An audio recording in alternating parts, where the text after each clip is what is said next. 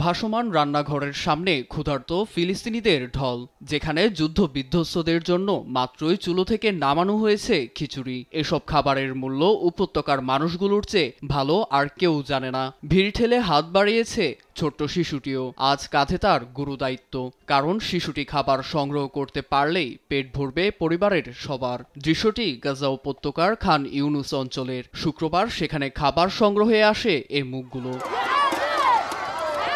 Israeli হামলার মুখে উপত্যকায় ভরপেট খাবারের চেয়ে প্রাণে বাঁচাই ছিল ফিলিস্তিনিদের বড় লক্ষ্য। এবার সে বর্বরতা অবসানের পথে।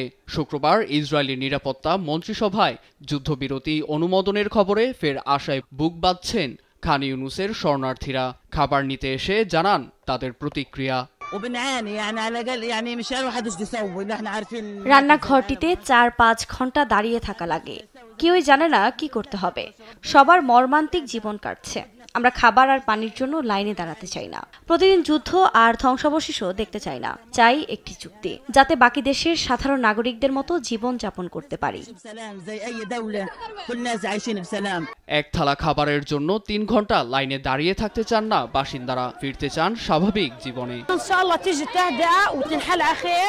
সৃষ্টিকর্তার কৃপায় বন্দি চুক্তিটি কার্যকর হোক। এমন বিভীষিকার জীবন মেনে নিতে কষ্ট হচ্ছে। পরিবার নিয়ে নিজের ঘরে যা ইচ্ছে রান্না করতে চাই।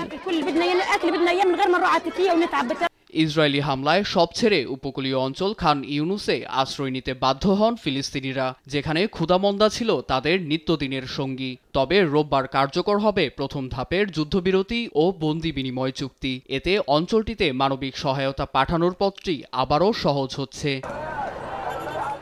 নীরব দাস, নিউজ ডেস্ক, দেশ টিভি।